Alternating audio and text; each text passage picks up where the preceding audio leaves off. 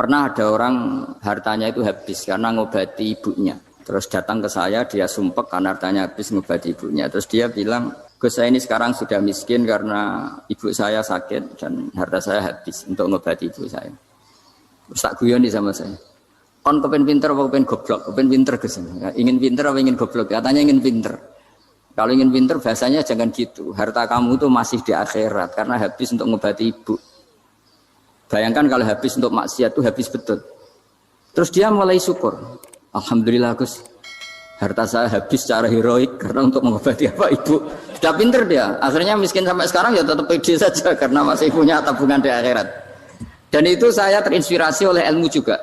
Jadi dulu Sayyidah Aisyah itu pernah nyimpan sepotong daging kambing. Disimpan untuk dimakan beliau. Karena beliau mau iftar ya, mau buka atau apa. Singkat cerita, karena bawaan keluarga Nabi itu sakhok, ada orang minta dikasihkan. Suatu saat, akhirnya kan habis. Terus Nabi tanya, yang daging tadi di mana? Habis. Terus Nabi cara menjelaskan itu indah sekali. Harta kamu itu baju yang kamu pakai, nanti ya rusak. Yang kamu makan, nanti ya ke WC. Wa tasaddaqta fa abqaita. Memang di semua riwayat itu pakai dhamir mukhatab mudzakkar. Meskipun asal-usul riwayat itu untuk Sayyidah Aisyah. Karena untuk umum. Yang kamu sedekahkan tuh yang masih. Kamu jangan bilang kamu sedekahkan tuh yang habis. Yang kamu sedekahkan tuh yang masih. Misalnya saya punya uang 1 miliar misalnya. Terus pernah tak sedekahkan ke fakir miskin atau ke kiai atau ke pondok 1 juta. Itu yang mesti masih. Karena kadung di luar kekuasaan kita. Kadung lillahi ta'ala. Justru yang masih itu yang potensi nanti untuk hal-hal yang kurang positif.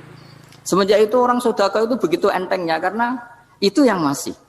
Ya tapi tentu sarannya yang tepat ya. Saya sekarang sering kampanye sedekah tepat. Karena misalnya sering saya itu didatangi orang kaya. Sudah dapat gratisan gerutu. Gerutu itu geremeng. Nah ini kita sudah pakai buminya Allah itu gratis. Pakai airnya ya gratis. Pakai oksigen ya gratis.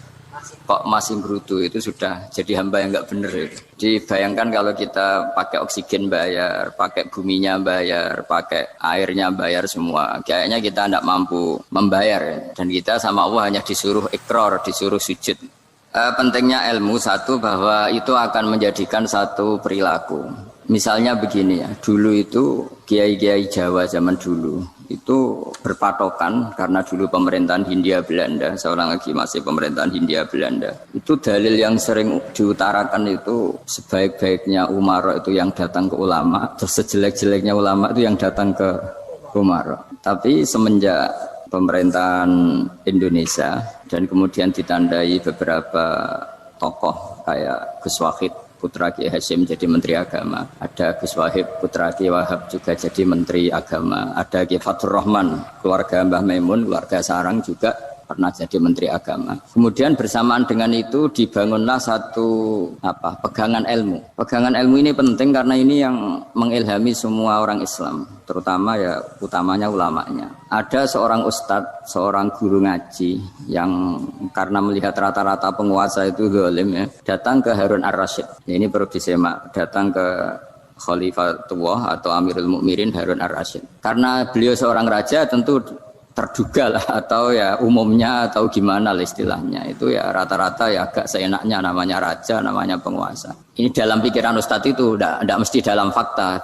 Kemudian si ustadz itu matur ya Amirul Mukminin inni nasihun lak famusyaddidun alaika fala tajidanna fi nafsika syai'an. Saya ini mau nasihati Anda, kemudian saya cara nasihati itu keras. Tolong jangan dimasukkan hati. Dia bilang famusyaddidun alaika. Saya nanti kalau nasihati itu keras sekali. Tolong dimaklumi, karena ini penting, karena Anda harus dinasihati secara keras. Tapi sebelum nasihat itu diutarakan, kata Harun Ar-Rasyid, karena beliau Bani Abbas dan beliau orang alim, termasuk muridnya Imam Malik. Kata Harun Ar-Rasyid, uskut, kamu diam Ustaz.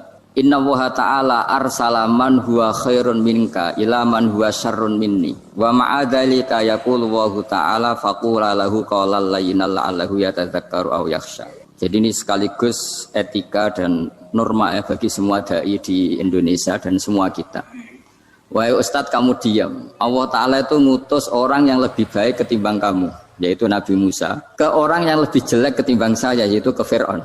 Itu saja harus pakai etika faqula lahu qawlan layyinan. Kamu harus ngomong yang halus. Jadi intinya ini Harun Ar-Rasyid komplain. Kamu itu kalau jadi ustadz ngaji kira-kira gitu. Jadi betapa baiknya orang dulu memahami Quran. Jadi Quran itu dibaca, kemudian kita mungkin baca terus jadi cerita. Mungkin ada yang baca jadi perilaku, ada yang baca kemudian itu mengilhami, membentuk. Nah kira-kira itulah yang membentuk kiai alim di NU, di beberapa pesantren maupun orang-orang alim di luar NU.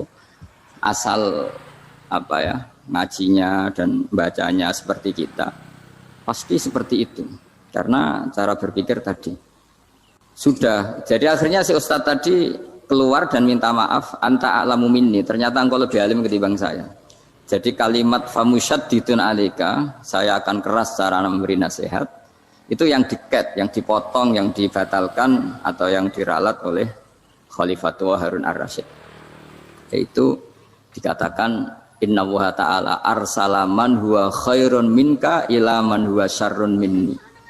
Yaitu Allah mengutus orang yang lebih baik ketimbang kamu, yaitu Nabi Musa, ke orang yang lebih jelek ketimbang saya, yaitu Fir'aun. Itu pun harus faqula lahu qaulal layyinan. Cara berdakwah harus dengan kata-kata yang halus, yang lembut, yang indah. Dan dengan kata-kata itu diharapkan la'allahu yatadzakkaru aw yakhsha. Semoga yang didakwai menjadi ingat. Sehingga dengan kemampuan ilmiah seperti ini menjadi pegangan bersama bahwa kita sebagai dai atau sebagai tetangga atau sebagai sama-sama warga Indonesia, bawaan kita memang harus faqula lahu qaulal layyinan la'allahu yatadzakkaru aw yakhsha. Kemudian dalam disiplin ilmu yang lain, halus itu tidak kuat. Angin itu ya halus, tapi kalau di manage itu jadi kekuatan yang dahsyat. Begitu juga air dan sebagainya. Sehingga tidak perlu khawatir terus kalau dakwah halus itu tidak punya efek yang signifikan. Tidak juga. Allah Ta'ala itu pengelola angin. Angin itu kekuatannya dahsyat. Sehingga Nabi Sulaiman dikasih kekuatan angin dan bisa terbang kemana-mana. Kemudian sekarang jadi teknologi yang banyak memanfaatkan angin. Mulai rem, mulai apa saja.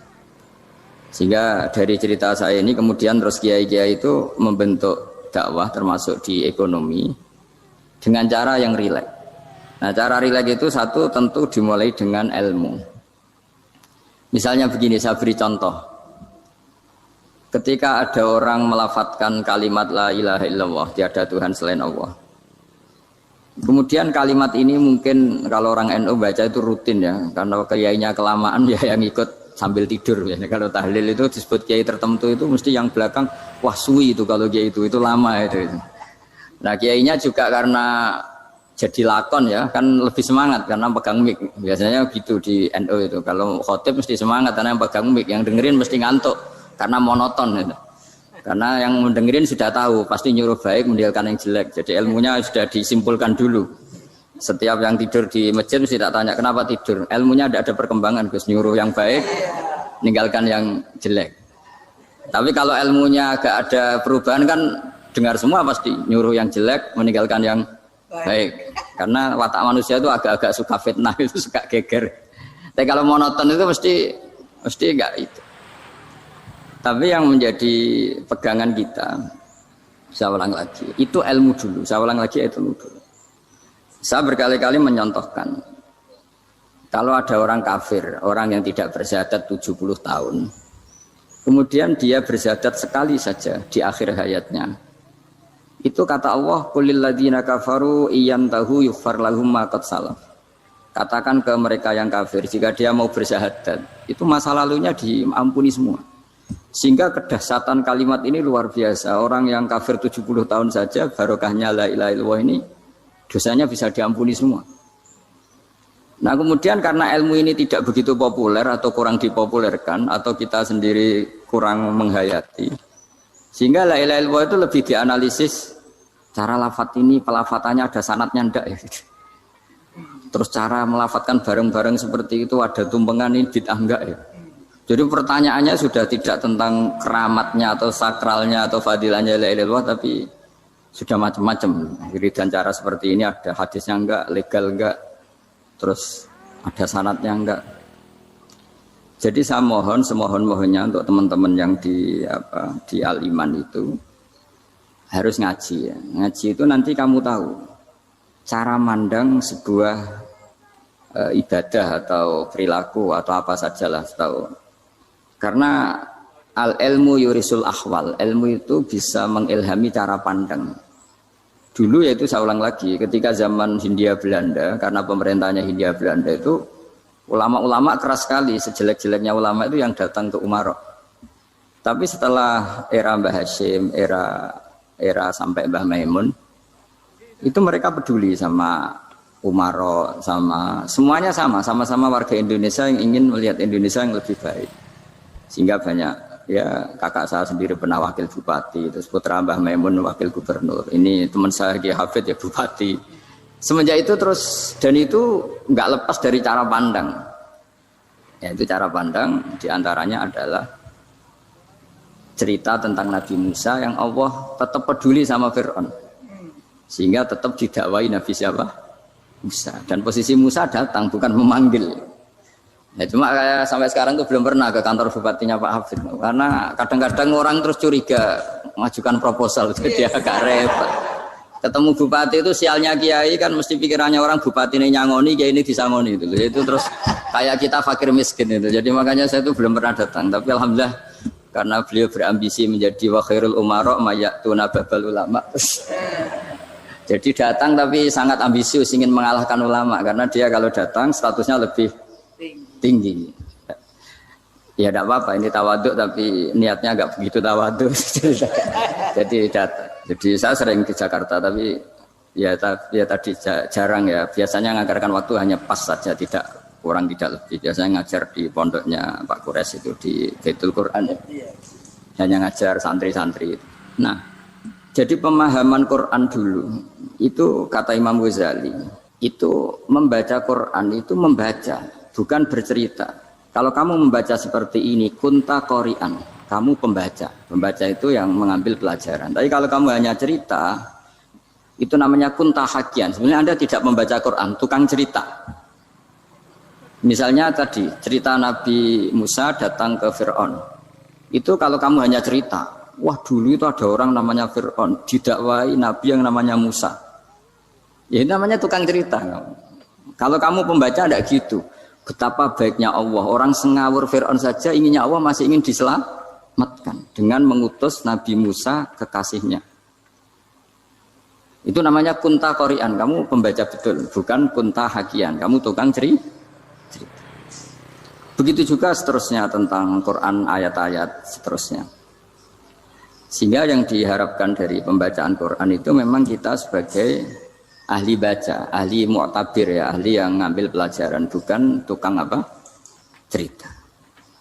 Sehingga dulu ketika Sayyidina Umar radhiyallahu anhu ketika membuka Baitul Maqdis atau Baitul Muqaddas dan diajak syukuran, pesta-pesta makan itu.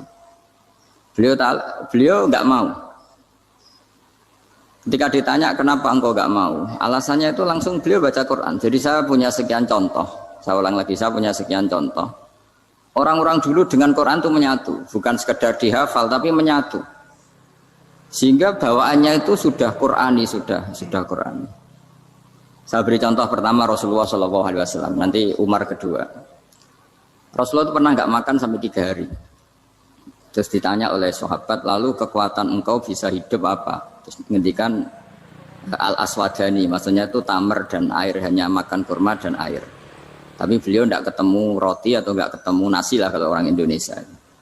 Ketika hari ketiga dikasih makan oleh sahabat, dipotongkan kambing, kemudian baru makan 3 lukmah, kira-kira ya 3 asupan nasi, berhenti. Padahal sahabat yang lapar sama dengan Rasulullah itu membayangkan Nabi itu sampai kenyang, sampai apa. Tapi ketika ditanya, seperti ini pun nanti ada hisabnya. Walatus alunna yauma idzin anin naim. Jadi acara makan-makan gini itu nanti ada hisabnya. Nabi nangis. Akhirnya sahabat nggak jadi nerusin makan. Jadi ketakutan orang dulu sama ketika Sayyidina Umar dijak pesta ketika memenangkan Baitul Maqdis itu. Inna wa ta'ala ayyara qauman. Allah itu mengkritik sebuah komunitas kaum karena apa? Adhabtum thayyibatikum fi hayatikum ad-dunya wastamta'tum biha. Kamu adalah orang-orang yang jatah nikmat kamu sudah kamu habiskan di dunia. Adhabtum itu kalian habiskan jatah kenikmatan kamu di dunia. Wastam ta'atum biha, kamu di dunia sudah berpuas-puas. Maka jatah Anda sekarang di akhirat habis. Sehingga Sayyidina Umar enggak mau pesta-pesta karena takut jatah nikmatnya habis. Kata beliau terus astabqi thayyibati, akan saya sisakan sisi-sisi kebaikan saya supaya ndak habis. Cara wong Jawa iku aja dientek-entekno biar jatahnya masih. Sehingga di dunia kiai itu ya meskipun saya akrab bupati, akrab mungkin wakil gubernur, saya itu ya jarang ketemu. Karena kalau orang Jawa bawaannya ketemu ya makan-makan, guyon-guyon. Ku nak keterusan ras mlebu swarga. Makanya saya pastikan Pak Yusuf Mansur ke sini tidak akan saya jamin, biar aja, biar jatahnya masih. Jadi ini bukan karena saya bakhil, biar jatahnya masih. Mendit menyelamatkan. Ya, jadi itu ilmunya kiai. Nah, efek dari ilmu ini dahsyat. Kalau Anda berpikir tentang nasib Anda di akhirat, nanti bawaannya juga tidak akan mudah menyalahkan orang lain, tidak akan menghakimi orang lain karena sibuk dengan dirinya sendiri, tapi tidak dengan makna egois, tapi makna orang baik itu siapa? Orang yang sibuk dengan app pada dirinya, dengan kekurangan pada dirinya, saking sibuknya mikir app-nya sendiri, tidak sempat mengoreksi app-nya orang lain. Itu awal ilmu. Ilmu itu tidak dimulai dari larangan. Kalau larangan karuan, tidak termasuk ahli surga, orang yang suka mengadu domba, tidak termasuk orang baik yang cari kesalahan orang lain. Itu namanya pelarangan. Tapi ilmu itu di atas nahi, di atas pelarangan itu. Kamu punya kesadaran bahwa kamu itu yang penting selamat dulu, jangan memikirkan orang lain. Dengan makna bukan egois, tapi dengan makna supaya tidak menyalahkan orang lain. Nah, saya termasuk ya boleh dikatakan kiai lah, yang paling fanatik bahwa semuanya itu harus dimulai dari ilmu. Ya saya ulang lagi, dimulai dari ilmu. Nah dari sini kemudian saya berharap Indonesia menjadi damai, menjadi baik. Itu bukan karena kita baik-baik banget, ya tidak mungkin kita ada nabi, tapi karena sudah sibuk dengan memikirkan kesalahan diri sendiri. Sehingga misalnya kita baca Quran, Rabbana dzalamna anfusana, lalu kita langsung ingat betapa hubungan kita dengan Allah itu harus ikrar dulu, merasa dolim dulu, merasa salah dulu. Nah kalau semua orang merasa salah di depan Allah itu mesti bawaannya enggak mudah menyalahkan orang lain, karena kita bilang Rabbana dzalamna anfusana. Nah itulah ilmu-ilmu yang mungkin banyak pembaca Quran tapi hanya baca, atau kalau baca ini tok disebut al-haqi, ahli cerita. Yang dibutuhkan itu al-qari, pembaca kemudian mu'tabir, kemudian mau beriktibar. Seperti yang dilakukan tadi Harun ar-Rasyid tadi. Inna wa ta'ala arsala man huwa khairun minka ila man huwa syarrun minni. Wa ma'adzalika yaqulu wa ta'ala faqula lahu qaulal layyin. Ini kamu tidak usah memaksakan musyaddid keras sama saya, karena Allah Ta'ala telah mengutus orang lebih baik ketimbang kamu, yaitu Nabi Musa, ke orang yang lebih jelek ketimbang saya, yaitu Fir'aun. Itu saja harus beretika. Faqula lahu qaulal layyinan la'allahu yatadzakkaru aw yakhsha. Dan alhamdulillah bawaan kita sebagai orang Timur atau orang Jawa itu kalau mau ngandani orang itu halus sekali. Di antara bentuk kehalusan kata-kata diceritakan di ayat lain ketika Nabi Musa ketemu Fir'aun. Dawuhnya begini, fakul apa itu yang di juz 30 yang juz di juz 30 ini yang bagian dari, kan tadi hanya fakul lahu qaulal layyinan. Lahu qaulal layyinan itu bentuknya apa? Ya, bentuknya apa? Itu Nabi Musa disuruh ngendikan sama Fir'aun. Apakah kamu mau saya nasihati? Fakul halaka ila antazakka. Halaka itu pilihan, hal itu istifham, laka itu otoritatif. Jadi betapa santonya kalimat itu, fakul halaka ila antazakka. Jadi kalau dimaknani model Pak Hafid, model saya ngaji di sarang itu, halaka onoto iku kedue sira, berhak bagi kamu, berhak bagi Anda, apakah Anda berhak loh mendapat nasihat supaya Anda jadi orang yang lebih baik. Halaka ila antazakka. Jadi tidak kalimat perintah, tapi kalimat pilihan. Apa engkau mau saya beri nasihat? Wahdiyaka ila rabbika fatakhsha. Dan saya beritahu kamu tentang Tuhan, dan kemudian kamu menjadi orang yang baik, fatakhsha, orang yang punya khasyah, punya. Jadi kayak apa kalimatnya itu? Napa jenengan kersa? Itu kalau orang Jogja, orang-orang daerah-daerah yang berada nyugui tamu itu kan ayo makan-makan. Itu kan kayak tamunya itu kelaparan. Masa Pak Yusuf Mansur kelaparan? Tidak mungkin kan. Masa Ustaz terkenal kelaparan kan tidak mungkin itu. Monggo napa jenengan ngersakno. Karena bisa saja tamunya itu tidak kersa, mungkin karena darah tinggi, mungkin karena takut dianggap fakir miskin, macam-macam kan orang enggak. Itu kalimatnya itu halaka ila anta zakka. Kayak apa indahnya dakwah. Halaka ila anta zakka. Itu ada kata laka itu ya terserah jenengan mau enggak. Wa ahdiyaka ila rabbika fatakhsha. Nah, itu yang disebut membaca. Kunta qari'an la hakian. Anda benar-benar membaca Quran, bukan sekadar penceri. Nah, kemudian ini yang terakhir saya juga baru sebenarnya saya itu enggak pernah bilang sanggup itu, tapi Pak Ustadz Zakaria itu GR terus. Sampai tadi pagi itu saya belum tahu kalau ada acara ini. Ya karena saya kiai, jadi kalau kiai itu kan ingatnya sama Allah saja. Kalau sama manusia itu rontok-rontok lali gitu. Itu bukan memaksa, ya memang lupa. Sejauh mana sih pentingnya manusia kan tidak penting cara ilmu tasawuf itu. Tapi karena ini titipan Rasulullah SAW terus menjadi penting kan. Dititipi umat kayak jenengan itu yang ya sudah ngaji ngatur kiai ribet itu. Kiai ini biasa ngaji kan, kiainya yang ngatur santri ini enggak. Pak Yai ngaji tanggal ini jam ini. Itu kan mengabaikan semua aktivitas kiai. Padahal jam ini mungkin saya punya jam. Mungkin jalan-jalan atau ngaji atau mutolaah atau munajat. Gara-gara Pak Zakaria ini kan terus Mas Tamam ini yang provokasi. Harus ngaji di jam ini, tema ini. Saya itu kalau ngaji ditentukan tema itu, ini memang saya agak keras di bab ini. Itu kayak ibarat gini loh. Saya ini dokter, kemudian ada orang yang sakitnya itu jantung, terus bilang ke saya, Pak dokter sembuhkan kukul saya. Wong penyakit ekstrimnya itu jantung, kok bila disembuhkan apa? Kukul. Kan gak penting, sembuh tidak sembuh, kukul itu kan gak penting. Jerawat itu. Kiai itu tahu kesalahan paling fatal manusia itu akidah. Kadang-kadang mintanya ilmu yang tidak akidah, yang gak penting. Jadi kadang-kadang kiai itu ya digurui betul kalau di Indonesia.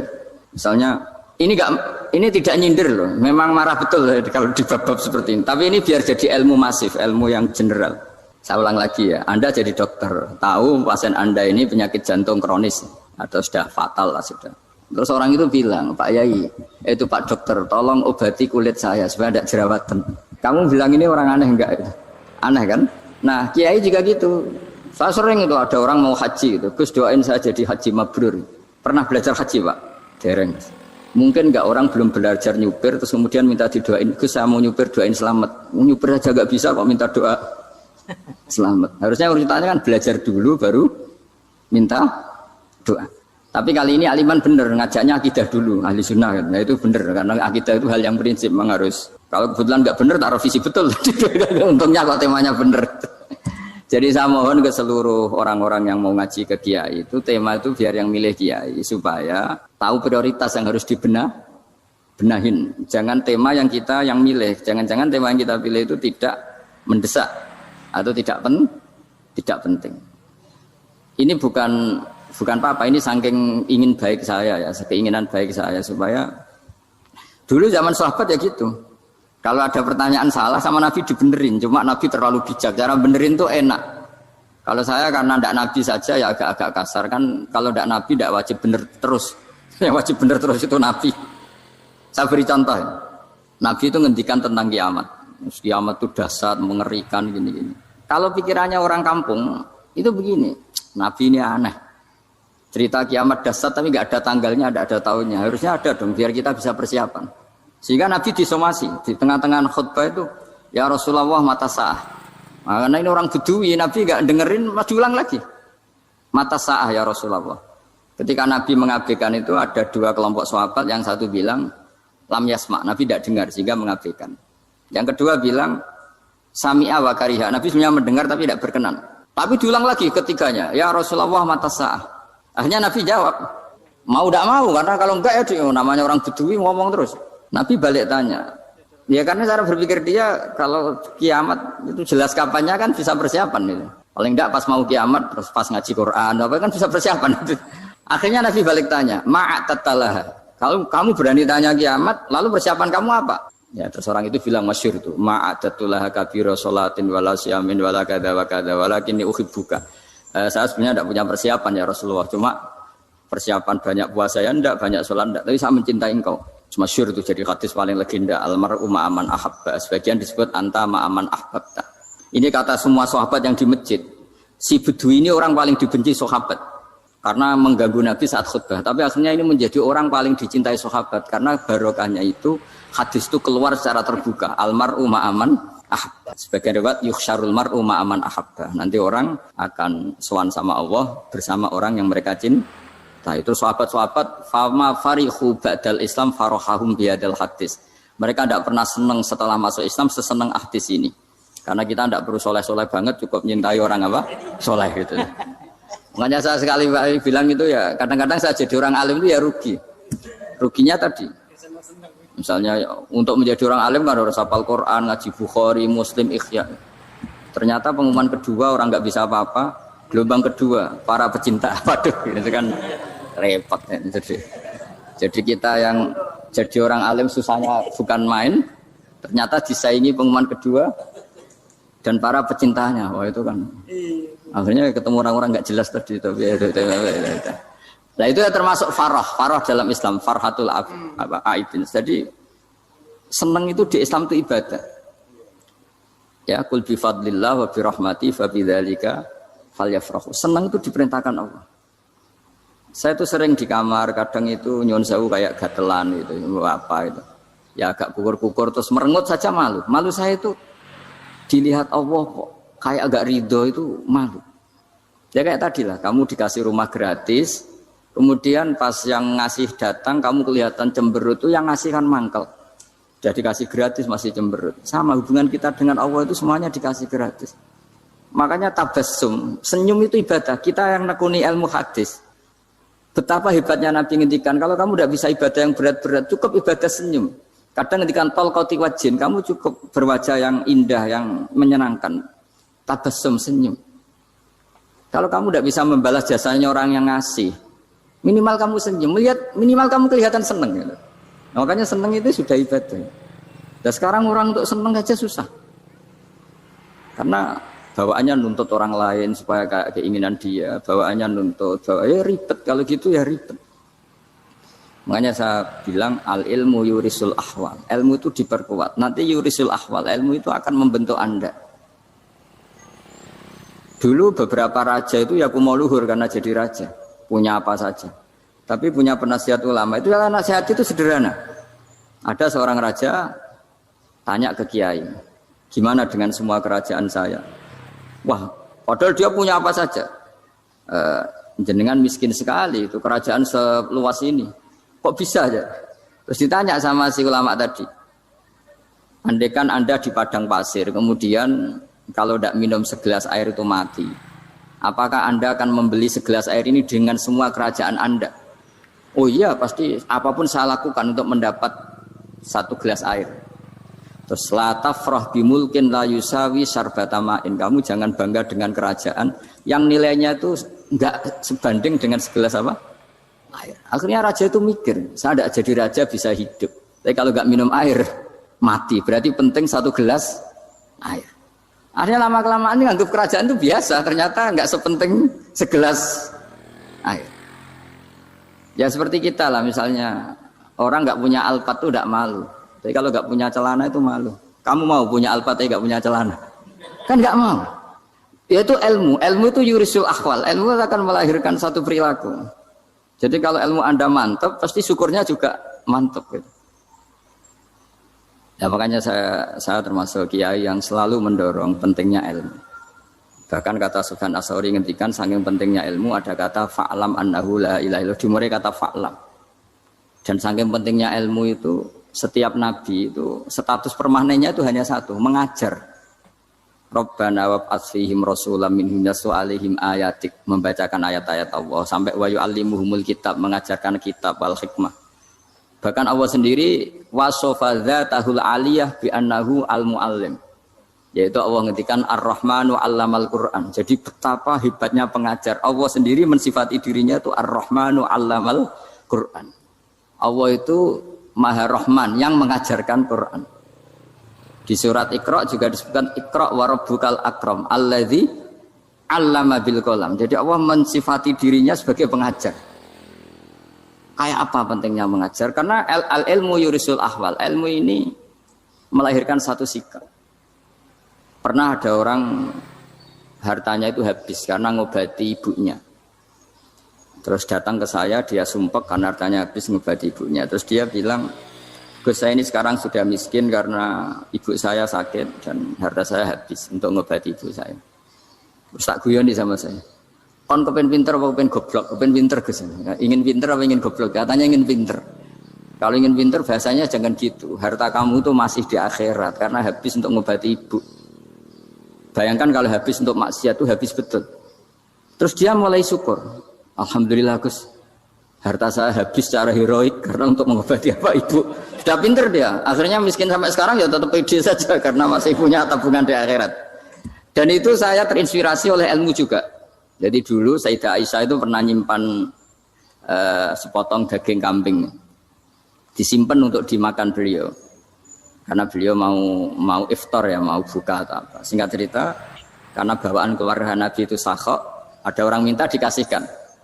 Suatu saat akhirnya kan habis, terus Nabi tanya, yang daging tadi di mana? Habis.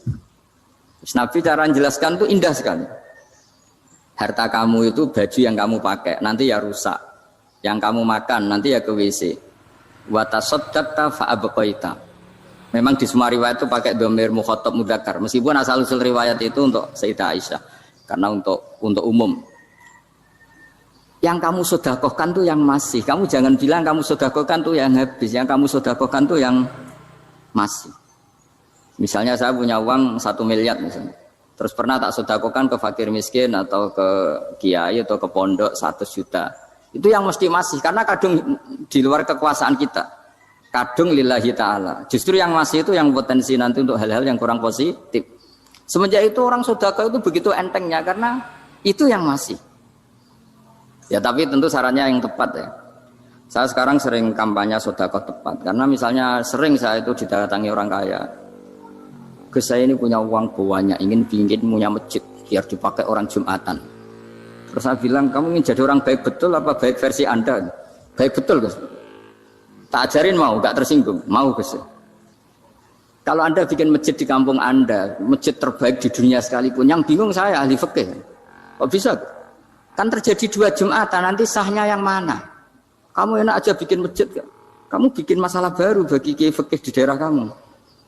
Belum nanti orang terus migrasi ke masjid Anda karena lebih baik, koriknya lebih baik. Kamu membunuh masjid yang lebih tua, itu nggak sopan sekali, masjid itu sudah lebih tua kamu. Akhirnya mikir, nggak usah Gus kalau gitu, sudah apa saja, yang penting perintah jenengan gimana. Ya sudah.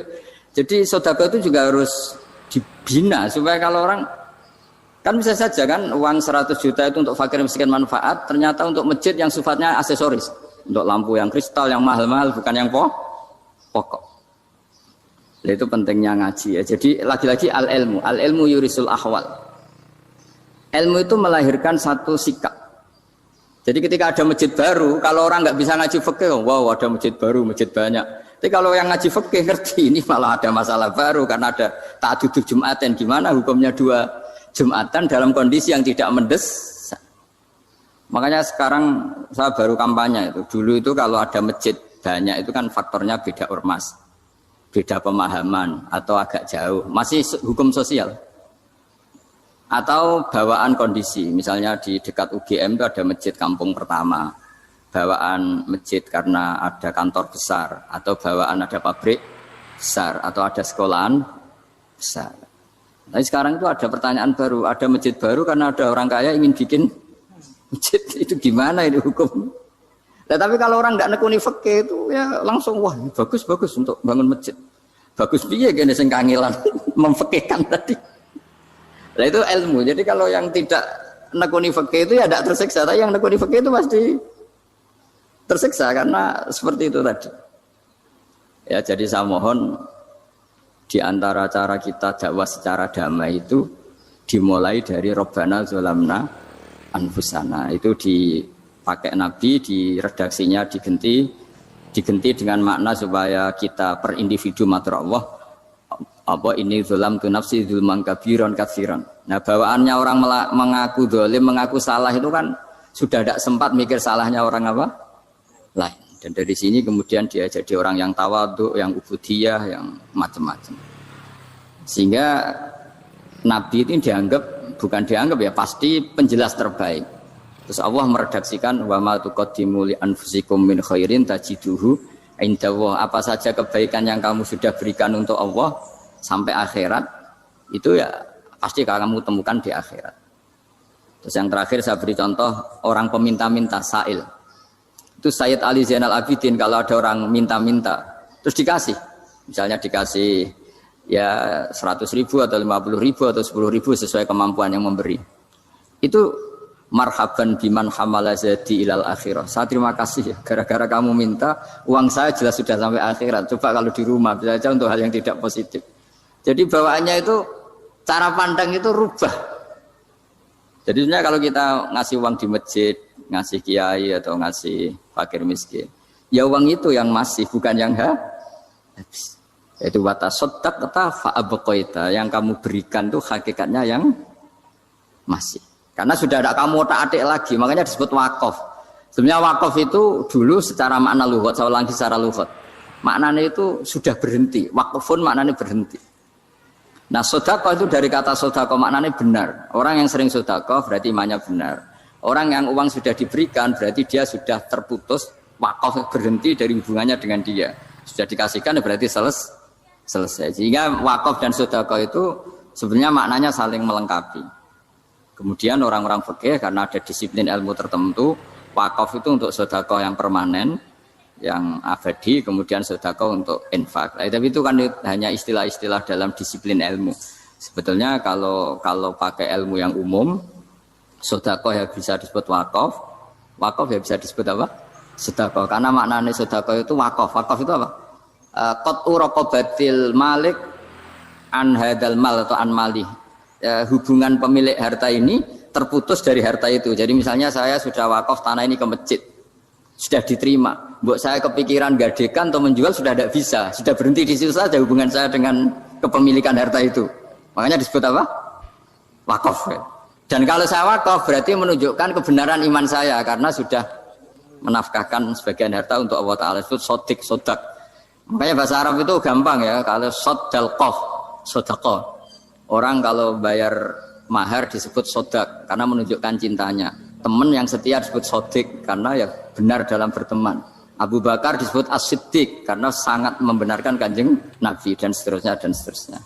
Jadi begini ya, kalau dalam fikih Islam, misalnya ini ada di beberapa literatur fikih, di semua fikih, baik mazhab Syafi'i, Hanafi, Hambali, di semua kitab fikih. Misalnya ada orang mau masuk Islam, terus konsultasi sama ustadz atau sama kiai, Pak saya mau masuk Islam, kamu nggak boleh ngambil sikap monggo ngeteh dulu, tidak boleh. Atau apalagi jajak ngobrol dulu, karena 5 menit kita mempersilahkan ngopi dulu itu artinya dianggap kita membiarkan dia dalam keadaan kafir 5 menit dan kita dianggap ikut tanggung jawab. Sehingga di bab ada ulama yang ngebabkan itu sampai di bab murtad. Termasuk murtad adalah orang yang dimintai mensyahadatkan non muslim kemudian disuruh ngopi dulu atau ngeteh. Karena dianggap pembiaran sekian menit masih berstatus kafir. Jadi ibaratnya gini ya, kalau kita mungkin baru bapak-bapak baru pakai celana pendek terus ada orang kecelakaan di jalan, saya tak pakai baju dulu nanti baru kamu saya selamatkan. Itu kan naif. Kalau begitu saja naif, apalagi orang yang kafir kemudian pas mau minta disyahadatkan kita bilang monggo mandi-mandi dulu, ngeteh-ngeteh dulu. Berarti ada pembiaran sekian menit, dia masih berstatus. Artinya begini, kalau dia saat itu kok dimatikan oleh Israel berarti mati dalam status kafir. Dan kita ikut tanggung jawab karena harusnya bisa Islam andai kan kita mensyahadatkan saat itu juga. Jadi itu bab-bab yang dianggap ekstrim dalam kutubil fikih, bab-bab fikih. Makanya dalam kitab fikih, saya berkali-kali ada non muslim mau bersyahadat ke saya, itu saya bilang ke santri-santri saya, saat itu juga harus kamu ajarin, meskipun pakai bahasa Indonesia. Yang penting status kafirnya apa? Zina. Baru setelah itu ada hukum sesial ya, mungkin kita nawarin teh atau kopi atau apa. Makanya di sini dibabkan bab seseorang harus tergesa-gesa atau bercepat-cepat atau ngambil sikap bergegas untuk melakukan kebaikan. Terus ayat kedua yang dipakai Izzuddin bin Abi Salam itu begini. Ketika Allah mensifati orang munafik, status orang munafik itu apa? Wa idza qamu ila sholati qamu kusala. Mereka kalau dipanggil untuk sholat, ya berangkat tapi itu salah cara malas-malasan. Sehingga untuk menunjukkan kita loyal sama Allah itu ya paling tidak ada sikap di atas rata-rata ya. Makanya ada sa'i ya, lari-lari kecil, tawaf juga disunatkan ada lari-lari kecil, disebut ar-romal, romal itu lari-lari kecil untuk menunjukkan bahwa kita loyal sama Allah itu tidak sak kobre cara Jawa. Nah itu dibabkan sendiri. Jadi beda antara tergesa-gesa sama ekspresi serius. Jadi musyawarah itu ya kira-kira kan nggak mungkin lah kita dipanggil rektor atau kiai atau orang tua kita terus jalan leha-leha itu kan nggak mungkin. Nah contoh yang diambil di sini begini. Ketika ada debat terbuka antara Fir'aun dan Musa, saya ulang lagi ya, ada debat terbuka antara Musa dan Fir'aun. Kan Nabi Musa datang ke Fir'aun. Lalu kata Fir'aun, ini asal-usul ayat ini saya terangkan sejarahnya. Kata Fir'aun, lalu kalau kamu tidak nuhankan saya, Tuhan kamu siapa? Terus kata Musa, Rabbus samawati wal ardi, yang nuhani langit dan bumi. Fir'aun masih berkelit. Kalau Tuhan di bumi, setahu saya kemana-mana yang dituhankan saya, kata Fir'aun. Ma'alim tulakum min ilahin ghairi.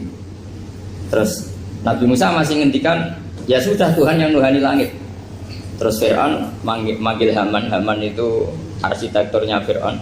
Ya Haman ibnili sorhal ali abduhul asbab samawati fa'atoliya ila ilahi Musa. Haman bangunkan kami piramida yang tinggi. Saya ingin melihat Tuhannya Musa.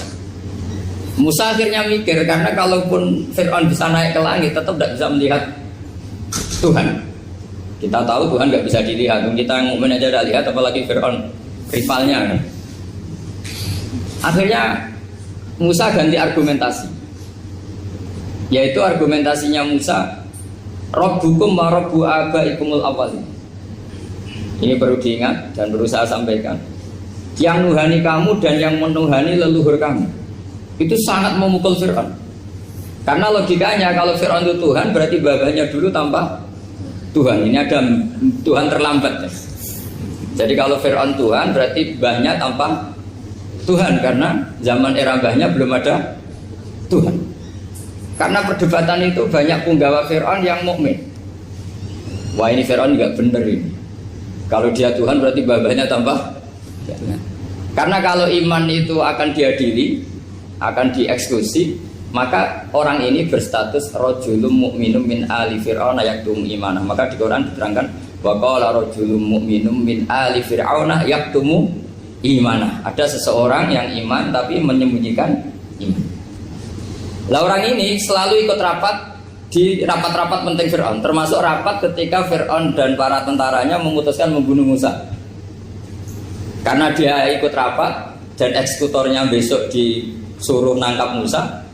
Orang ini malam itu juga nemuin Musa terus bilang innal mal ayat tabiru nabikal yaqtulu ka Musa. Rapat tadi malam memutuskan kamu besok dibunuh, maka kamu harus bergegas meninggalkan Mesir.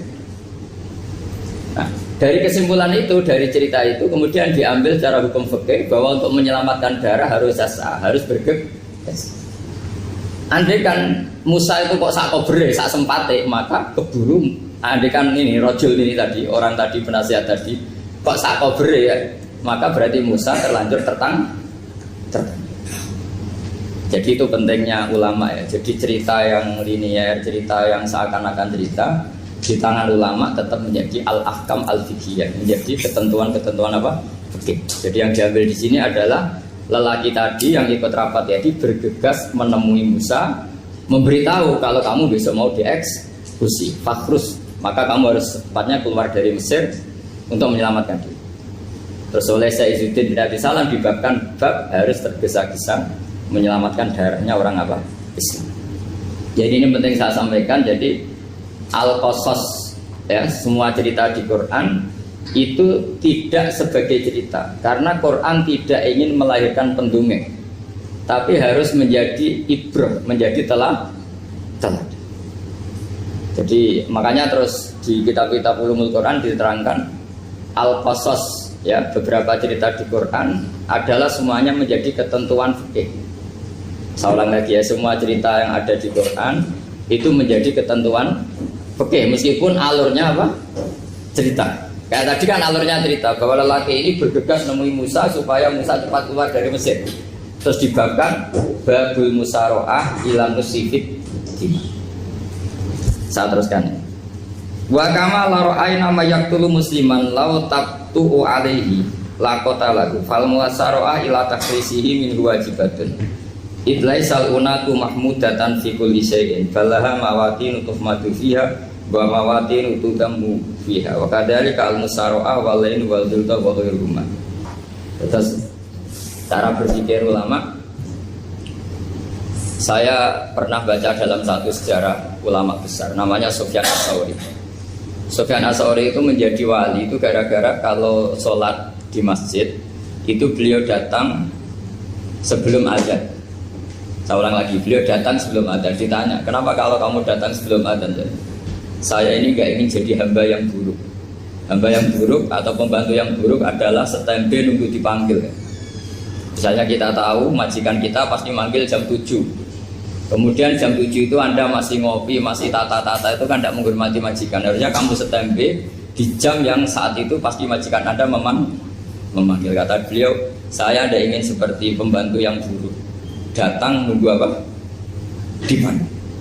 Jadi itu ada beberapa spirit ya, atau inspirasi dari aturan-aturan mahabbah. Sebab itu ketika Allah kritik orang munafik, wa idza qamu ila sholati qamu kusala, ketika dipanggil sholat mereka datang bermalas-malasan. Karena tidak ada cintanya sama Allah, maka datang berlambat-lambat. Nah, berarti kalau ekspresi cinta mengharuskan kita datang bercepat. Makanya dalam istilah lain di Quran ini termasuk balaghatul Quran. Di juz 25 itu istilah menuju Allah itu fafirru ilallah.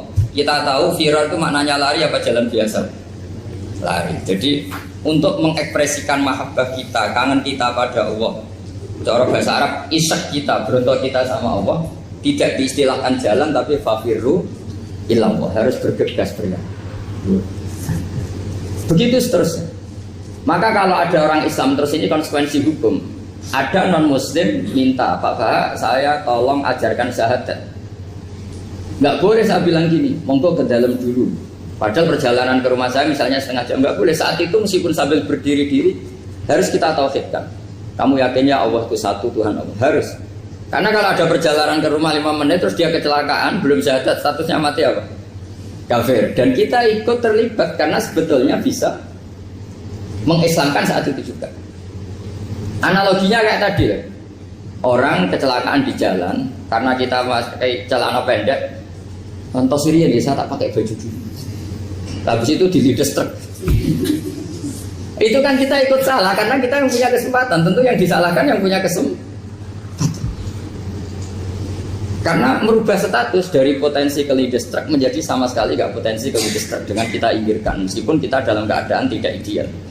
Sama. Orang kafir yang mau masuk Islam itu umumnya kiai-kiai kan kadang sebagian disuruh mandi dulu, itu salah sebetulnya. Itu salah sekali. Sangat salah, apalagi nunggu seremonial di masjid, nunggal toko-toko itu bujutnya salah. Itu gak cuma salah, bujutnya salah. Jadi salah yang akut. Itu salah besar. Kalau seremonial monggo, tapi kalau mengislamkannya harus saat itu. Apalagi seremonial seminggu lagi nunggu tokoh terkenal, nunggu disyuting dulu, wah itu perilaku show, itu bukan mengislamkan itu. Makanya kita yang sebagai peneliti fikih itu kadang itu enggak sreg gitu. Masa mau Islam nunggu di masjid dulu, di syuting dan tokoh-tokoh, itu salah. Itu sama biar kamu lihat orang kecelakaan mau menyelamatkan, ini ada wartawan enggak ya? Minta di syuting dulu, sedang mati ini. Jadi kita normal saja dalam Islam, sesuatu yang mendesak, yang emergensi ya perlakuannya harus cepat. Sehingga dibabkan faslun fil musaroah ila nusifid fitima. Jadi ada beberapa contoh di Quran memang aturannya seperti itu. Makanya semua redaksi Quran tentang menuju Allah diredakseno fafirru ilallah. Makanya di tawaf ada ekspresi romal, jalan agak cepat. Di sa'i juga ada momen-momen kita harus romal berjalan cepat. Di beberapa aturan juga seperti itu. Ya saya ulang lagi, di beberapa aturan Islam juga seperti itu. Nah sekarang efek di hukum haji. Saya banyak baca literatur haji. Haji dalam aturan Islam itu wujuban tarofiyan, wajib yang tidak langsung mendesak. Kemudian semenjak ada fakta kita harus nunggu, daftar tunggu. Itu kita sebagai ahli fikih itu gamang. Misalnya gini, saya umur 20 punya uang, sekarang berapa daftar? 25 juta ya. Saya umur 20 punya uang 25 juta. Saya jomblo misalnya, ya butuh nikah, ya butuh macam-macam. Itu wajib daftar haji apa enggak? Karena kalaupun daftar nunggu 20 tahun. Nah sekarang kalau ada orang umur 50 tahun punya uang 25 juta, menurut Anda wajib daftar saat itu apa enggak? Wong daftar saja bisa game gitu. Dan kalau misalnya umur 50 ditambah 25 kan 75. Itu kalau orang sumpah sudah cepat mati itu. Maka itu menjadi pertanyaan, apakah fikih ini kita rubah? Karena dulu kan orang itu longgar semua. Karena haji zaman Nabi pun tidak langsung dilakukan saat pertama diwajibkannya haji. Jadi Nabi punya sisi unik. Pertama ada tahun diwajibkannya haji, Nabi tidak langsung haji. Sebab itu ulama berkesimpulan kalau wajibnya haji tidak langsung. Maka fikih itu memang unik. Sholat juga gitu. Ada istilah begini dalam sholat. Watajibus sholat ala kulli muslimin wujuban muwassa'an. Di semua kitab fikih takbirnya seperti itu redaksinya. Wajib sholat dilakukan orang Islam wujuban muwassa'an, wajib yang ada longgarnya. Sehingga ketika zuhur jam 12 WIB kita dengar azan, boleh sholat setengah 1, jam 1, setengah 2, jam 2. Karena memang wujuban muwassa'an, memang ada batas akhir waktu misalnya sampai setengah 3. Nah problemnya begini, misalnya setengah 1 Anda pasti dipanggil majikan kamu yang diharuskan melakukan satu aktivitas, misalnya Anda pilot, yang nggak mungkin sholat lagi di kokpit. Apakah status wujuban muwassa'an, wajib yang longgar menjadi hilang karena setelah itu tidak ada kesempatan lagi sholat? Apa tetap kita sebagai ahli Islam yang agak balelo tapi alim, misalnya ya sudah tetap jadi pilot, nanti kan ada aturannya sendiri, ada rukhsahnya sendiri, ada kemurahan sendiri kita sudah jadi pilot. Misalnya sholat tanpa harus menghadap kiblat, sholat yang tetap di perjalanan. Kira-kira Anda kalau jadi ahli fikih milih mana? Milih harus sholat di depan, apa tetap memberi kelonggaran? Gak apa-apa sholat sambil apa? Nyuper sambil pilotin apa pesawat. Anda milih mana? Karena kalau konstitusi ilmu itu memang harus ada, dengan tanda kutip ya, memang harus ada nakalnya. Kalau nggak nakal malah gak sah. Memang unik ilmu itu. Karena ilmu itu kalau dipaksakan lurus terus, itu nanti malah bengkok karena menghilangkan rukhsahnya Allah, kemurahan Allah. Tapi kalau dipaksakan rukhsah terus, murah terus, nanti dianggap menyepelekan hukumnya Allah. Maka kita yang ahli fikih itu pusing. Misalnya saya sering ditanya, Gus saya ini supir bis, kan musafir terus, berarti saya boleh tidak puasa terus pada Ramadan? Coba kalau ada jadi ahli fikih mesti bingung. Mau boleh, ya boleh terus supaya orang nggak peduli sama Ramadan. Mau mengatakan wajib puasa, kayak nggak peduli dengan kemurahan Allah yang membolehkan musafir tidak puasa. Coba loh, Anda jangan jadi ekstremis yang saling bantah tok, protes tok, ini kan. Jadi memang mengkaji ilmu itu. Ya makanya dengan tanda kutip itu harus ada nakal. Tapi nakal yang baik, bukan nakal. Nakal itu kalau bahasa Jawa itu kan tidak harus dosa.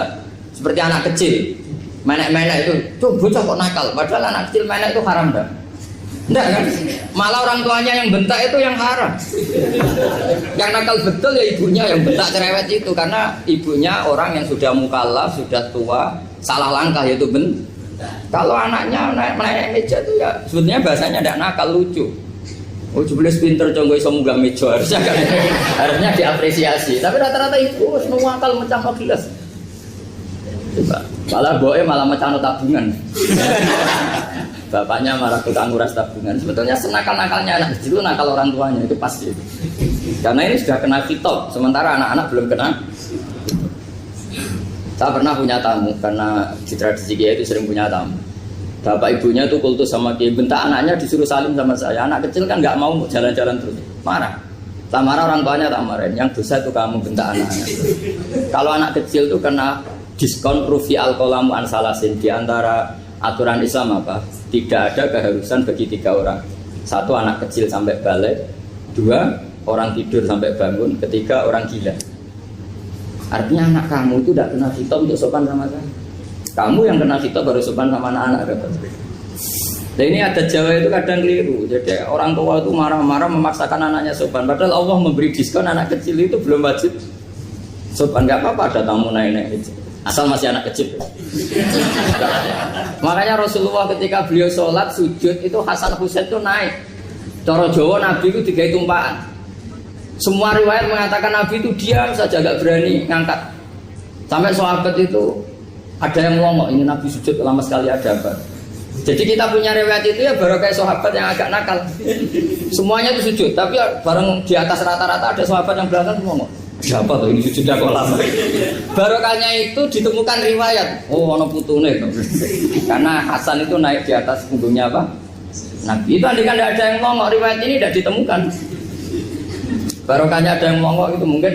Kalau sekarang mungkin semua masjid melongok karena orang sekarang jarang yang khusyuk. Kalau dulu hanya 1 yang di belakang. Setelah itu Nabi memberi penjelasan, saya tadi sebetulnya harus mengakhiri sujud saya sesuai aturan umum, tapi ada cucu saya tak biarkan sampai dia puas naik punggung saya, sehingga dia turun baru sana.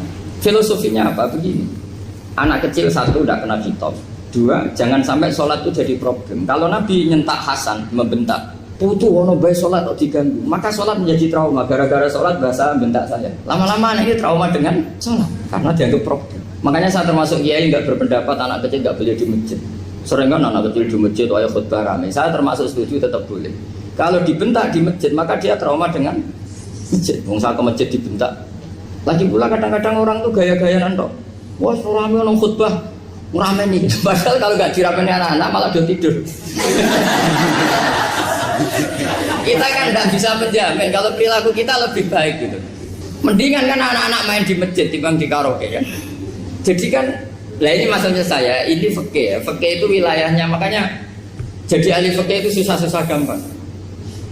Jangan hanya berpikir protes dengan ketentuan fikih, mengkaji yang sebanyak-banyaknya. Itu tadi, misalnya Anda seorang supir permanen, supir bis terutama. Kalau truk kan bisa leha-leha, kalau bis kan apa ada deadline-nya ya waktu. Seperti bis jurusan Surabaya Semarang, saya kan sering naik bis jurusan Surabaya Semarang. Kadang-kadang supirnya melihat saya tanya, Gus saya ini supir, saya ini Ramadan itu gimana ini? Ya saya sudah ngerti setengah nakal, dan senengnya dijawab rasa poso ya saya tahu.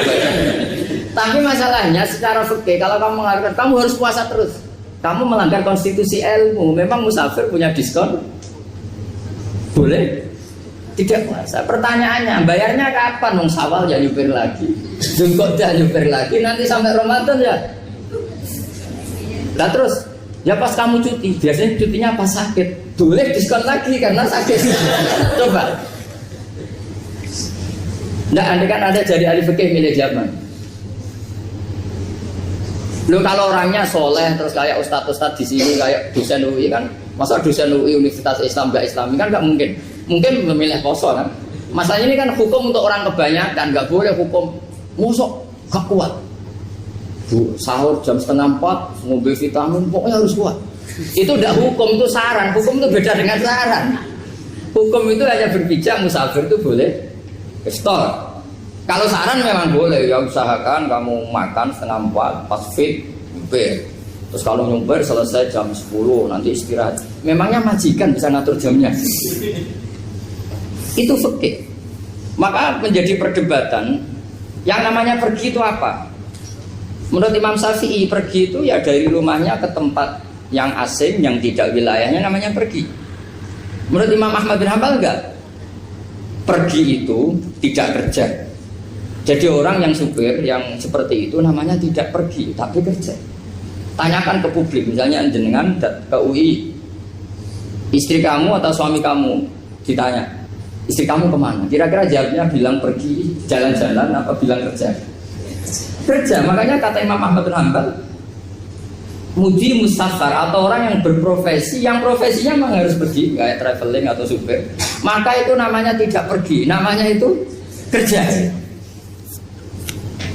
Karena apa? Sekali distatuskan pergi, maka ikut status yang dikatakan Allah dan Rasul dapat diskon, boleh tidak puasa. Maka terus kita debat tentang definisi. Nah, definisi ini penting karena yang menjadikan hukum rubah itu definisi. Misalnya gini, Mbak ini ngaji saya. Statusnya kalau pakai status saya ajnabi, orang lain Bapak ajnabiyah, maka hukumnya saya melihat Bapak ini haram karena statusnya ajnabi melihat ajnabiyah yang tidak mahram. Tapi kalau di fikih itu ada statusnya. Antara lelaki boleh muajahah sama perempuan adalah satu untuk belajar, dua untuk muamalah, tiga untuk kesaksian, empat untuk pengobatan. Itu kan ada pengecualian. Sehingga statusnya sekarang Mbak itu belajar, apa ingin melihat Gus Bah atau Gus Bah itu mengajar atau ingin melihat itu statusnya bisa rubah. Makanya kalau sebetulnya kalau kita marung di warung misalnya Padang, kita nggak pilah-pilah, kebetulan pelayannya perempuan itu masih bisa dikilah secara fikih. Saya muamalah marung, cuma kebetulan penjaganya. Tapi masalahnya Pak ini punya daftar penjaga yang cantik, itu masalah. Maka pertanyaannya itu marung ke situ demi marung apa demi melihat? Tidak jawab saja. Demi marung apa demi melihat?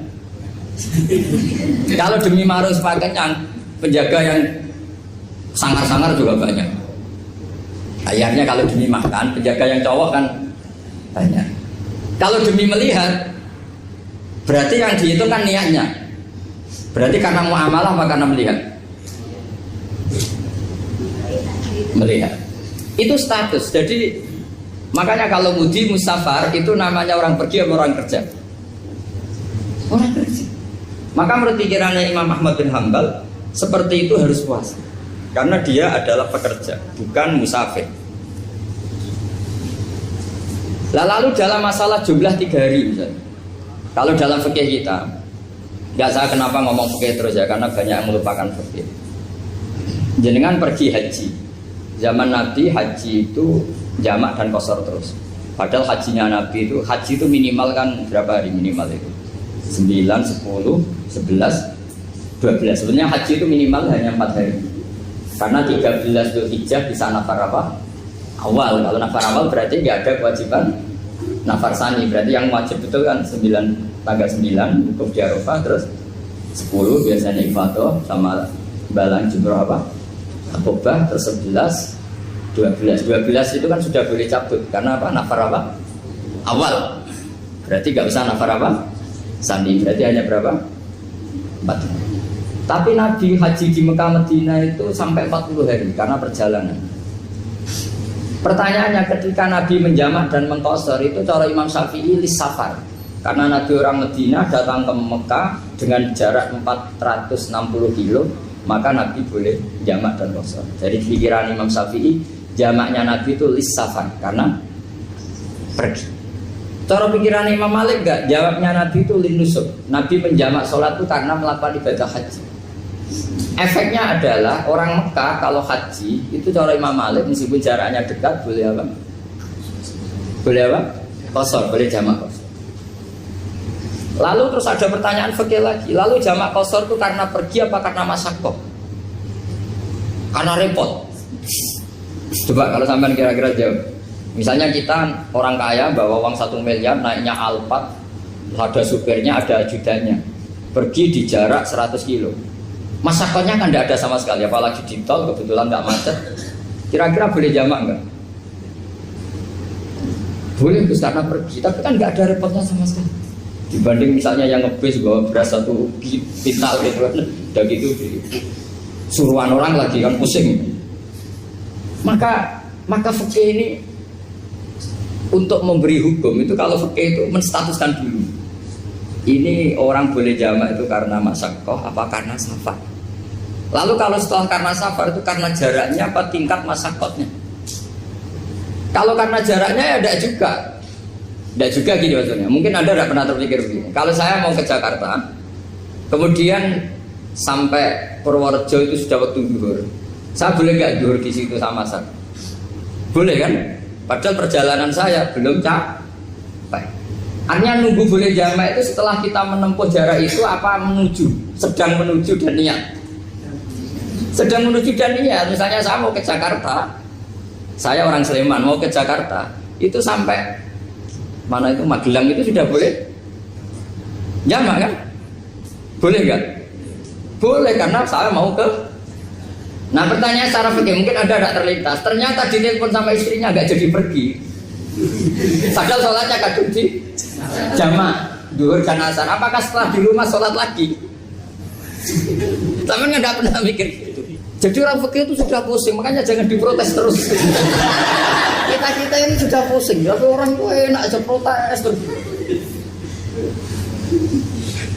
Nggak perlu jenengan, nanti wajib sholat lagi enggak? Dia bolehnya jamak kan berdasar berstatus musafir. Ternyata selama gelang ditelepon istrinya nggak jadi. Dia kadang sholat duhur dan asar. Setelah pulang masih jam 1. Terus ada asar, wah sholat terus. Kalau ada sholat lagi apa ada? Jangan saran. Kalau saran, wah sebaiknya sholat lagi itu tidak hukum, itu saran itu namanya. Saran dengan hukum beda. Sholat lagi pada.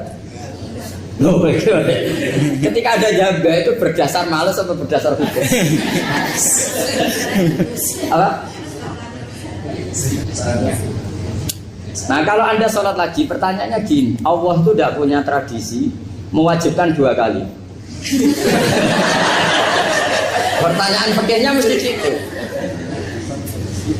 Dan saat anda di Magelang menjamak itu melakukan sesuatu yang disahkan oleh agama. Berarti pas anda jamak duhur asar, sesuatu pas melakukan itu kan berstatus sah dan boleh.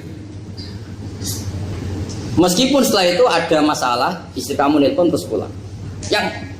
Tapi pas itu kan sudah dinyatakan oleh malaikat sah, anda sudah duhur dan asar. Kalau melihat itu tidak wajib mengulang. Tapi bisa saja malaikat ada yang usil. Itu sah karena anda berstatus musafir. Berhubung status anda hilang, maka poin anda sudah sholat juga hilang. Kamu milih fikih yang mana? Jadi peneliti fikih itu beda dengan orang-orang yang dengarin protes. Beda karena nengkuni itu beda karena ada konsekuensinya. Makanya fikih itu sampai saya punya kitab fikih itu dikarang satu orang itu jumlahnya 20 jilid, per jilid itu segini. Jadi satu meja ini dikarang satu orang. Itu mulai yang presisi, yang detail sampai yang khayal. Yang khayal juga ada. Yang khayal itu tadi beliau banyak mengkhayalkan gini, suatu saat anda datang ke Mekah itu hanya butuh waktu 20 menit. Zaman itu belum ada pesawat. Lalu boleh gak jamak? Boleh gak nakal? Nakal itu begini.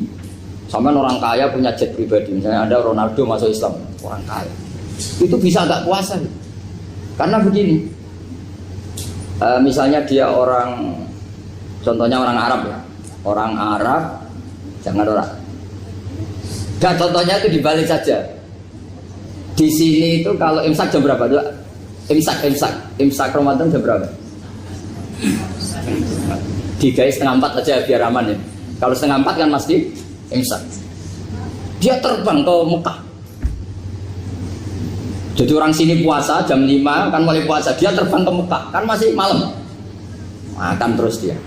Mekah mau ada matahari terbang lagi ke barat. Karena dia menghindari berstatus puasa. Atau sebaliknya, dia orang Mekah jam 12 puasa, 12 siang puasa. Dia, wah kalau 6 jam lagi buka, bisa barat saya. Terbang ke Indonesia.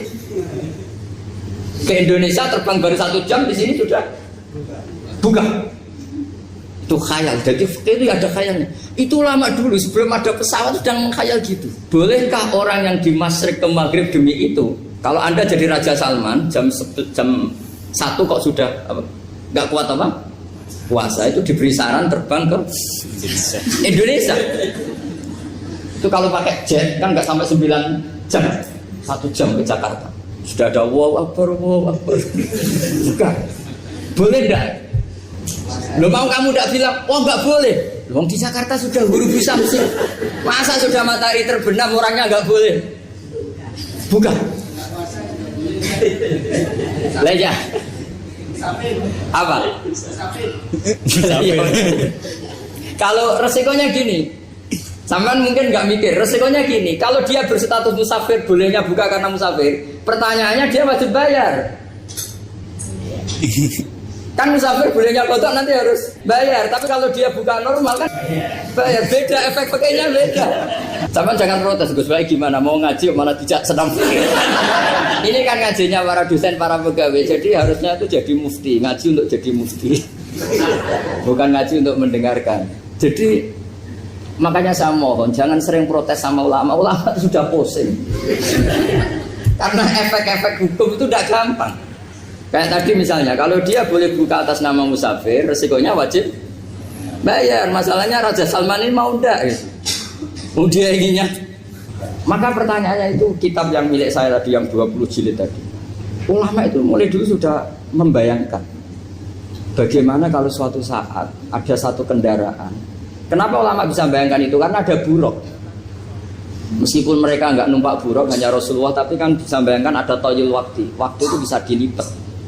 Karena ulama dulu ahli astronomi, jadi bumi itu bulatnya gini, muternya gini. Berarti suatu saat ada satu ilmu di mana orang ngambil satu posisi terus melewati toyul waktu, ngalami lintasan waktu. Mulai dulu itu sudah dibicarakan. Pertanyaannya lalu status orang ini kayak apa? Misalnya tadi orang Mekah ingin cepat buka terbang ke Indonesia. Orang Indonesia menghindari imsak, misalnya 3:30, dia belum sahur. Wah kalau saya di Indonesia ini sifatnya sahur. Wah saya tak terbang ke Mekah. Enak kan terbang di Mekah ternyata masih jam 8. Wah bisa makan sepuasnya jam 8 malam artinya jam 20. Kan enak sih. Bar wareg balik ke Indonesia terus jam 1 siang. Jam 1 siang kalau ingin cepat buka terbang ke timur langsung buka. Berarti dia kira-kira masa aja 3 jam. Tapi terus ya mungkin kalau sampean tahu kok Gus sudah repot-repot ngono tinggal turu ndelok sinetron kok buka dhewe. Itu tidak hukum, saran itu namanya apa? Kalau hukum tetap tadi yang dikatakan puasa adalah imsak, mulai jam imsak sampai hurubus. Lalu pertanyaannya lagi, hurubus samsi sampai imsak itu konversi jam apa nyata-nyata hurubus samsi? Kalau yang diliwati khotul istiwa, katul istiwa itu nyata, fi'lan. Kalau dalam bahasa Arab fi'lan awaqiyah. Tapi kalau Anda orang kutub, saya sering kirim-kiriman surat sama mufti-mufti yang ada di Timur Tengah, di Eropa, konsultasi maksudnya. Orang kutub itu kan tidak ada matahari, tidak ada apa-apa. Jika kalau Anda baca kitab di kutub, mesti Gus Bah ada pembohong. Misalnya orang kutub ngaji saya, kamu harus subuh sebelum matahari terbit. Sekali matahari terbit waktunya hilang. Duhur setelah matahari agak ke barat. Asar kalau matahari terbenam hilang waktunya. Terus mereka mesti bilang mataharinya di mana? Maka pertanyaannya, boleh gak mengkonversi waktu untuk orang kutub? Jadi misalnya pola umum subuh jam 4:30. Berarti antara subuh dan qadha itu 1,5 jam. Subuh sama duhur polanya berapa berarti? Kalau 4:30 sampai jam 12 itu 6 sama 7,5. Berarti ya kira-kira habis subuh nunggu 7,5 jam baru duhur, nunggu 3 jam baru asar, nunggu 3 jam baru maghrib. Berarti waktu puasa kira-kira antara jam 4 sampai jam 6. Berarti berapa jam itu? 12 sama 2 14 jam. Oke, berarti orang kutub harus puasa 14 jam. Tidak bergantung waktu mata. Tapi ada lagi pertanyaan lucunya gini, lalu 14 jam Gus itu dimulai dari mana? Apa asal 14 jam? Apa harus ada konsensus setarnya? Masih ada PR lagi. Menurut kamu gimana? Ada konsensus setarnya dimulai jam 4 dini hari. Apa asal jumlahnya? Imsak 14 jam. Mikir lagi kan? Itu di Denmark itu ada satu musim di mana siang terus sampai sekian bulan. Siang terus sampai orang sana itu capek. Kenapa ada siang terus? Logikanya kan tadi bumi itu saya juga belajar falak, astronomi. Kalau tepaan kamu di sisi yang barat agak utara atau agak selatan, matahari ini nyentrong terus. Sehingga bumi mulak-malik ya kamu kesentrong terus karena kita ini kan tepaan di katulis tiwa. Di khotul istiwa. Sebenarnya khotul istiwa itu bahasa Arab dari kata khotul istiwa. Khotun itu garis, istiwa itu tengah.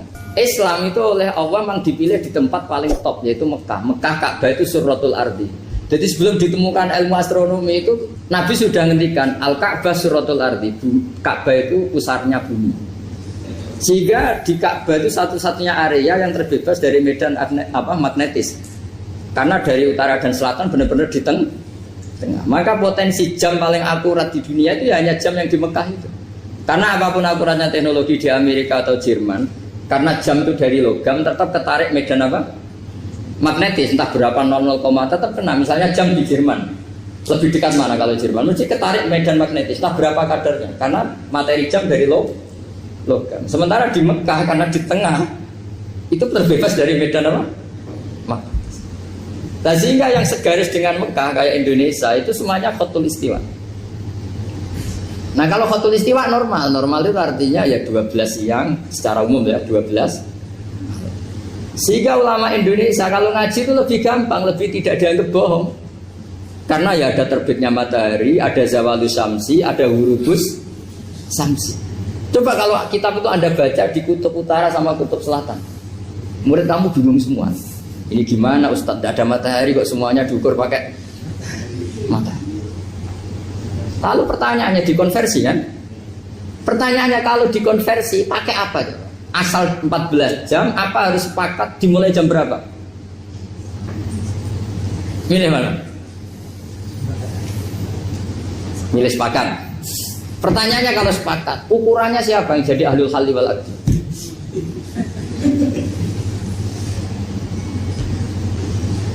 Jadi orang fikih itu sudah bingung, makanya saya mohon jangan sering diprotes. Saya pernah ketemu ulama, saya kan sering ikut komunitas di New York. Itu andaikan dibur, itu pas persis Ka'bah. Jadi buminya itu kalau dibur itu pas persis Ka'bah. Lalu pertanyaannya, ada kiblat tidak di sana? Ya bumi kan gini ya. Kalau dalam bahasa falak itu ada rubuk namanya. Rubuk itu bumi yang sewaktu itu hanya yang seperempat. Ya bumi yang sewaktu itu hanya seperempat. Jadi kita sekarang siang, berarti yang baru siang hanya seperempat bumi. Nanti yang malam ya hanya seperempat bumi. Ya misalnya sekarang kita di sini siang, di Arab Saudi kan belum, ini masih 5:30. Ini sekarang di Arab Saudi baru 5:30.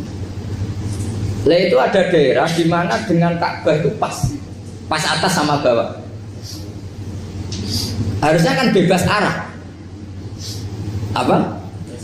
Bebas arah. Lalu orang sana sholatnya itu menghadap kemana? Pernah ulama New York itu minta fatwa ke Rabitatul Alam Al-Islami. Lalu kita harus menghadap kemana?